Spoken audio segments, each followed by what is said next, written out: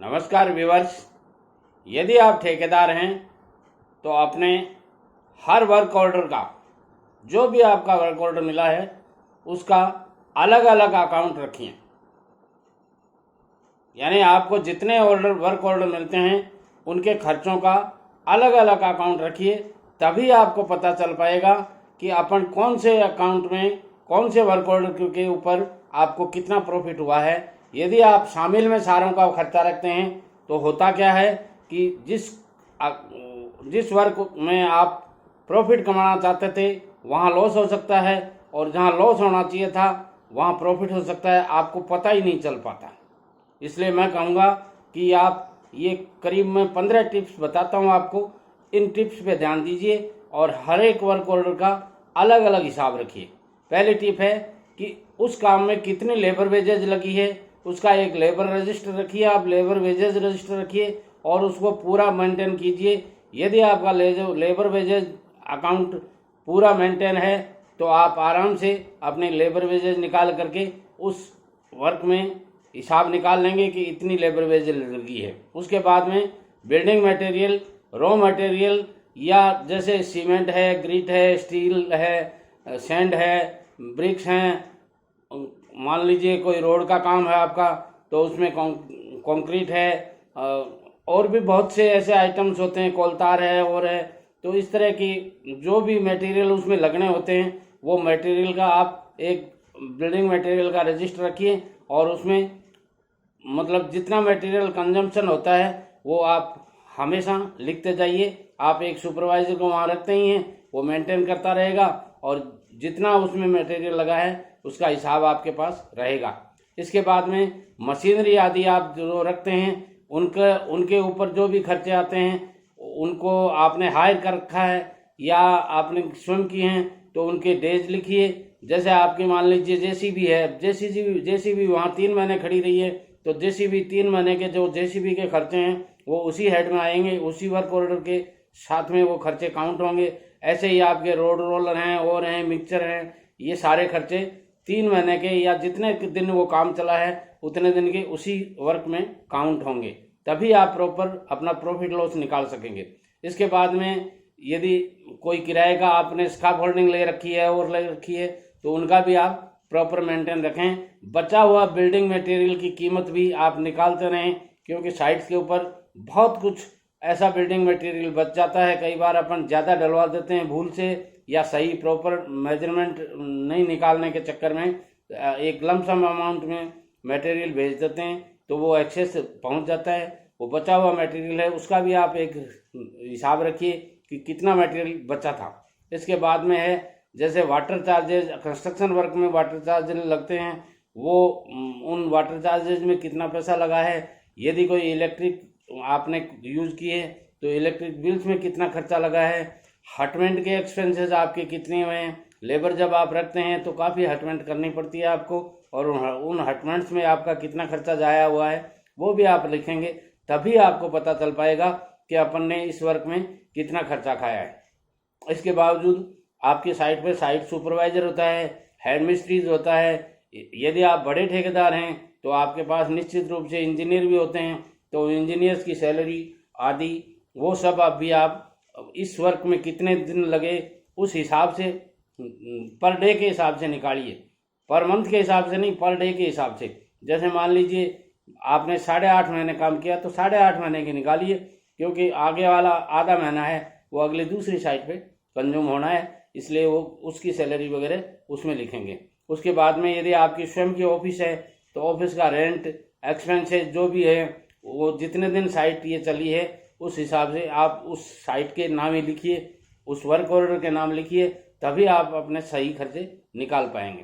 Travelling expenses जैसे आपके घूमने के लिए, आपके स्टाफ के घूमने के लिए आपने कार व्हीकल्स वगैरह, 2 व्हीलर्स वगैरह ले रखे हैं, उनके खर्चे भी आप जितने दिन ये साइट चलेगी उतने दिन रखेंगे, आप इसी साइट के नाम लिखेंगे।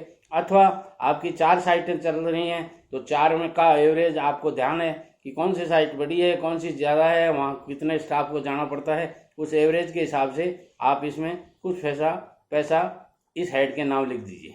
उसके बाद में आता है ओवरहेड एक्सपेंसेस। सज्जनों, आप जानते हैं यदि ठेकेदारी करते हैं तो आप अच्छी तरह से जानते हैं कई कई अनएक्सपेक्टेड ऐसे खर्चे आ जाते हैं जो अपने को करने पड़ते हैं। तो ओवरहेड एक्सपेंसेस यदि आपके यहाँ कुछ हुआ है इस साइट पे, तो वो भी आप इसमें शामिल करें, भूल नहीं जाए, नहीं तो आपका हिसाब सही नहीं मिलेगा। इसके बावजूद मिसलेनियस एक्सपेंसेस भी साइट पे, खुदरा खर्चे, बहुत छोटे छोटे खर्चे, 10 रुपये, 2 रुपये, 20 रुपये, 100 रुपये, 500 रुपये, 300 रुपये, ये दिन भर लगते रहते हैं। वो खर्चे भी आप कहीं भूल नहीं जाएं। इसलिए मिसलेनियस एक्सपेंसेस की आप एक निश्चित अमाउंट रखें, वो निश्चित रूप से लगते हैं। और ये भी ध्यान रखें, साइट शिफ्टिंग का चार्जेज, आपने जब ये काम शुरू किया था तो दूसरी साइट से आपने यहाँ साइट शिफ्ट की है, उसके खर्चे भी आपको इसमें शिफ्टिंग चार्जेज में लिखने पड़ेंगे। और ये साइट जब आपकी कंप्लीट हो रही है तो इसको आप ट्रांसफ़र करेंगे दूसरी साइट पे, वो खर्चे भी आप इसी खर्चे में लिखेंगे। इसके अलावा यदि कोई उधारी आपकी बकाया है तो वो उधारी कहाँ काउंट करेंगे आप, तो वो उधारी भी इसी खर्चे में लिखी जाएगी, क्योंकि इसी वर्ग के पेटे वो उधारी है जो आज आप नहीं चुका पा रहे हैं किसी कारण से, आगे आपको चुकानी है, तो वो भी आप इसी में अभी से काउंट कर लीजिए। ये तो निश्चित हो गया कि इतनी उधार आपने मटेरियल कहीं से मंगवाया है, तो ये निश्चित हो गया।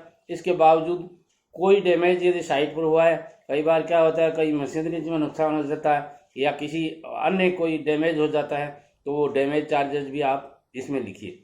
अब मेरी समझ में सारे खर्चे आ गए हैं। यदि फिर भी कोई खर्चा आपकी नज़र में होता है तो आप उसको आराम से लिख सकते हैं, कोई दिक्कत नहीं है। वो हेड उसी हेड में लिखा जाएगा, इसी वर्ग के पेटे लिखा जाएगा, तब आपको पता चलेगा। और उसके बाद में फिर आपको करना क्या है, ये तो मैंने सारे खर्चे बताए हैं। अब आता है कि आपने इसके रनिंग बिल्स के कितने कितने पेमेंट लिए हैं, टैक्सेस कितने दिए हैं, इनकम टैक्स कितना लगना है, वो सारे खर्चे, सेल टैक्स में, जीएसटी में कितना खर्चा गया है आपका, ये सारे खर्चे आप लिखेंगे। फाइनल बिल कितने का बनेगा वो भी आप एक अप्रोक्सीमेटली अमाउंट, या फाइनल बिल आपका जब भी बन जाए वो अमाउंट उसमें लिखेंगे, तब जाके आपका प्रॉपर पता चलेगा कि अपन ने इस काम में कितना कमाया है, क्या खोया, क्या पाया। ये आप उस समय सही से निर्णय कर पाएंगे। यदि सज्जनों आप इस तरह अपने अकाउंट सारे मेंटेन रखेंगे तो कभी आप जिंदगी में धोखा नहीं खाएंगे, कभी लॉस नहीं खाएंगे। और यदि आप अकाउंट नहीं रखते हैं, जेब आपकी है, पैसा आपका है, चाहे जैसे दे देते हैं, चाहे जैसे खर्चे कर देते हैं, अंत तो गत्वा स्थिति ये हो जाती है कि आपको पता ही नहीं है रुपया आया कहाँ से, रुपया गया कहाँ से। सज्जनों, यदि आपकी ये स्थिति है तो मैं कहूँगा इस स्थिति को आपने आज तक कर लिया, अब के बाद ये वीडियो सुनने के बाद आज ही आप अलग अलग वर्क का अलग अलग अकाउंट डाल लीजिए। जितने वर्क आपके चल रहे हैं, साल भर में आप जितने वर्क करते हैं उनका हर एक का एक मतलब आप अकाउंट खोल लीजिए और अपने अकाउंटेंट को, मुनीम को, सुपरवाइजर को या साइट सुपरवाइजर को या मिस्त्री को, सबको कह दीजिए कि जो भी खर्चा करें वो अलग अलग अकाउंट में अलग अलग जो वर्क ऑर्डर आपने लिए हैं उन्हीं के हेड में डालें, तभी आप अपने प्रॉपर खर्चे कर पाएंगे। जो ठेकेदार अच्छा हिसाबड़िया नहीं हो सकता, मेरी समझ में वो ठेकेदार बहुत ज़्यादा अच्छी ग्रोथ नहीं कर पाता है। हिसाब रखना, अकाउंट रखना बहुत ज़रूरी है। और ज़्यादातर ठेकेदार इस मामले में नेग्लिजेंट हो जाते हैं। वो सिर्फ एक हिसाब रखते हैं कि डिपार्टमेंट में, यानी जब भी आप इनकम टैक्स की फाइल भरेंगे उस समय हिसाब देखें। अरे भाई, उस समय हिसाब क्या देखोगे आप, उस समय न आपके पास प्रॉपर बिल होंगे न और होंगे। अभी यदि आप सारी बातों का 3 महीने बाद में आपको रिटर्न भरना है, उस समय आप कहाँ बिल लेने जाएंगे? स्टील वाले से बिल आया है कि नहीं, सीमेंट वाले से बिल आया है कि नहीं, प्रॉपर बिल आया है कि नहीं, और भी बिल्डिंग मटेरियल्स आते हैं उनके बिल आएंगे नहीं। ट्रक वाला आया, ईंट खाली कर गया, आपके वहाँ 5 लाख की ईंट लग गई, अब आपके पास कोई बिल नहीं है, पेमेंट उनका सबको कर दिया, कहाँ से बिल लाएंगे आप? तो अभी से आप तैयारी कीजिए। साइट शुरू होते ही आप ये आपके मजदूरों को, मिस्त्रियों को आदत डाल दीजिए कि जो भी परचेजिंग करें उसकी एक रिसिप्ट बनवा के लाएं, चाहे वो 20 रुपये का ही सामान हो। मेरे साथ ऐसी बहुत दिक्कतें आई हैं। मिस्त्रियों ने, मजदूरों ने कहा साहब कहाँ से 20 रुपये की रसीद लाए? मैंने कहा नहीं लाए तो आप, मैंने खुद ने एक रसीद बना ली अपनी कंपनी की और उसके द्वारा लिखवा लेता था कि expenses executive by me and paid by मी।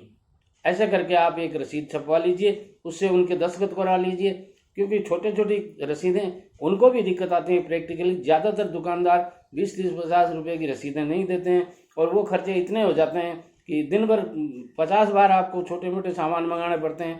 तो आप उन अपने मिस्त्री जी हैं, सुपरवाइजर हैं, उनको एक रसीद बुक दे दीजिए। वो जैसे जैसे सामान आएगा वो एक पर्ची बना के, रसीद बना करके और वो लिख देंगे। बड़ी रसीदें होंगी, मान लीजिए जिनमें रेवेन्यू टिकट लगती है तो उनके रेवेन्यू लगा कर रख देंगे। इस तरह आपका प्रॉपर अकाउंट मेंटेन होता रहेगा और आपको पता चल जाएगा कि फलां वर्क में आपने कितना एक्सपेंस किया, क्या क्या गोट किया, क्या खोया, क्या पाया। सज्जनों, मेरी channel SN Sharma motivational speaker YouTube पे जाइए, सर्च कीजिए। सब्सक्राइब करना कभी नहीं भूलें। क्यों कि सब्सक्राइब करने के बाद ही आपको प्रतिदिन मेरे नोटिफिकेशन के द्वारा आपको वीडियोज मिलते रहेंगे और फिर आप आराम से घर बैठे रात को 2 बजे भी देखते हैं।